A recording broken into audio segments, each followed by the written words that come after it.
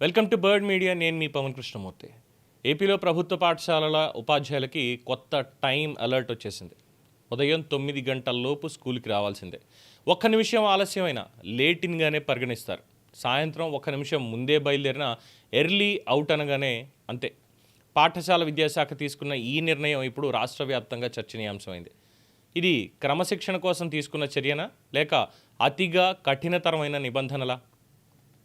కొత్త నిబంధనలు ఏంటో ఒక్కసారి చూద్దాం. ఆంధ్రప్రదేశ్ స్కూల్ ఎడ్యుకేషన్ డిపార్ట్మెంట్ విడుదల చేసిన మార్గదర్శకాల ప్రకారం ప్రతిరోజు ఉదయం 9 గంటల్లోపు హాజరు తప్పనిసరి. ఆ తర్వాత నమోదు చేస్తే లేటిన్. నెలకి కేవలం 1 లేదా 2 సార్లు మాత్రమే 10 నిమిషాల గ్రేస్ పీరియడ్ అనేది ఇస్తారు. హాఫ్ డే సెలవుల విషయంలో కూడా స్పష్టమైనటువంటి నిబంధనలు ఉన్నాయి. ఉదయం సెలవు పెట్టి మధ్యాహ్నం విధులకు వస్తే 1 గంట లోపే హాజరు నమోదు చేయాలి. ఒకవేళ ఉదయం హాజరై మధ్యాహ్నం సెలవు పెట్టే వాళ్ళకి 12:30కి ముందే అవుట్ టైం నమోదు చేయడానికి వీల్లేదు. 12:30 తర్వాతే బయటికి వెళ్ళాలి. ఇంకా కఠినతరమైనటువంటి అంశం, ఉదయం ఇన్ టైం నమోదు చేసి సాయంత్రం అవుట్ టైం నమోదు చేయడం మర్చిపోతే ఆ రోజంతా కూడా గైర్హాజరే లెక్క. ప్రాథమిక పాఠశాలలో సాయంత్రం 3:30కి ముందు అవుట్ టైం అయితే ఎర్లీ అవుట్. హై స్కూల్లో 4 గంటలకు ముందు నమోదు చేసినా అదే పరిస్థితి. మరి ఇక్కడ ప్రభుత్వ ఉద్దేశం ఏంటి? ప్రభుత్వం వాదన స్పష్టంగా ఉంది. పాఠశాలల్లో క్రమశిక్షణ పెరగాలి, సమయపాలన మెరుగుపడాలి, పిల్లల చదువుపై నేరుగా ప్రభావం పడకూడదు. అనేక సర్వేలు, తల్లిదండ్రుల ఫిర్యాదులు, హాజరు లోపాలు, ఇలాంటి అంశాల నేపథ్యంలోనే ఈ కఠిన నిర్ణయం తీసుకున్నామని అధికార వర్గాలు చెప్తున్నాయి. పాఠశాలల్లో విద్యార్థుల హాజరు పెంచాలని ప్రయత్నిస్తున్న సమయంలో ఉపాధ్యాయుల సమయపాలన కూడా ఖచ్చితంగా ఉండాలి అని భావించినట్లుగా తెలుస్తోంది. అయితే ఈ నిర్ణయం మీద తీవ్రమైనటువంటి అభ్యంతరం వ్యక్తం చేస్తోంది తెలుగునాడు టీచర్స్ అసోసియేషన్. వాళ్ళ వాదనలు ఎలా ఉన్నాయి? 1 నిమిషం ఆలస్యానికి గైర్హాజరు లెక్కించడం అతిగా కఠినమైనటువంటిది.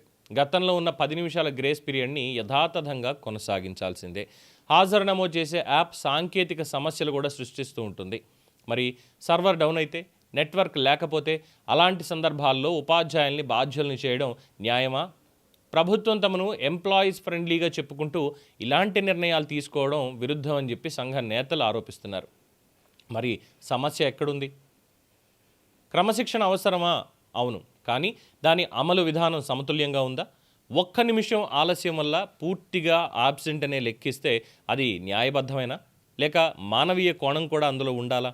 మరోవైపు ప్రభుత్వ పాఠశాలల నాణ్యతపై విమర్శలు వస్తున్న నేపథ్యంలో కఠిన నిర్ణయాలు తప్పనిసరి అని భావించే వర్గాలు కూడా ఉన్నాయి. ఇప్పుడు నిర్ణయం ప్రభుత్వంలో ఉంది. ఈ నిబంధనల్ని యథాతథంగా వాళ్ళు అమలు చేస్తారా, లేక ఉపాధ్యాయ సంఘాల అభ్యర్థనలపై పునరాలోచిస్తారా? క్రమశిక్షణ కఠినతరమా? సమయపాలన అవసరమే. అయితే వ్యవస్థల్లో సమతుల్యత కూడా అంతే ముఖ్యం అంటున్నారు. మరి టీచర్ల దెబ్బ ఎలా ఉందో గత ప్రభుత్వం చూసింది. ఈ ప్రభుత్వం కూడా అలాంటిది ఏమైనా చూస్తుందా? ఇక్కడ సమయపాలన గురించి ఎందుకంటే ఒక చిన్న విషయం కూడా మాట్లాడుకోవాల్సిన అంశం ఉంది. మీరే టైంకి రాకపోతే విద్యార్థులు టైంకి ఎలా వస్తారు?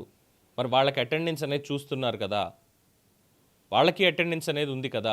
అప్పుడు వాళ్ళు అడిగితే ఏం చెప్తారు? తల్లిదండ్రులు మరి మా అబ్బాయి అంత దూరం నుంచి రావాలి, మా పాప ఇంత దూరం నుంచి రావాలి, మీరేమో ఈ టైంకి రాకపోతే ఆబ్సెంట్ ఇస్తున్నారు, రివ్యూ మీటింగ్లు పెట్టి 3 నెలలకు ఒకసారి ఈ క్వార్టర్లో మీ అమ్మాయి హాజరు ఇంత ఉంది, మీ అబ్బాయి హాజరు ఇంతే ఉంది అని చెప్పి మళ్ళీ ఎగ్జామ్స్ టైంకి వచ్చేసరికి లేట్ అటెండెన్స్ ఫీజు అని చెప్పి కూడా కట్టించుకుంటున్నారు కదా. ఇవన్నీ కూడా పరిగణలోకి తీసుకుంటున్నారు కదా.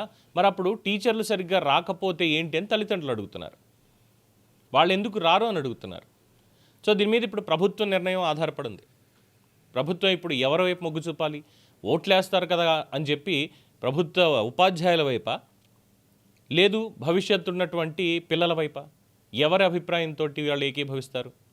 అయితే ఈ లేట్ అవుట్కి సంబంధించి టీచర్లు చెప్పేటువంటి అంశం మీద కూడా ఇక్కడ డిస్కషన్ జరగాలి.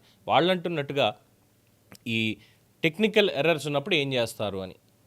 అలాగే ఒక టీచరు ఒక గ్రామం నుంచో లేదంటే ఇంకో చోటు నుంచో రావాలి, మధ్యలో ఏమన్నా ఇబ్బంది తలెత్తితే మరి దానికి ఏం సమాధానం చెప్తారు? దానికి ప్రభుత్వం దగ్గర ఏమైనా మార్గదర్శకాలు ఉన్నాయా? లేదు.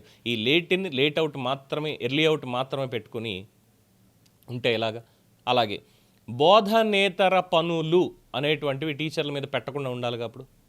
ఎందుకంటే అనేక అంశాల్లో టీచర్లను కూడా సర్వేలకి వాటికి పంపిస్తున్నారు, ఇతరత్ర ఉన్నాయి అని చెప్పి చెప్తున్నారు. కాబట్టి సో ఇటు ఇద్దరు కూర్చొని మాట్లాడి ఏం చెయ్యాలి అనేటువంటిది. ఇక్కడ ప్రభుత్వానికి తప్పు లేదు ఒక పాయింట్ ఆఫ్ వ్యూలో.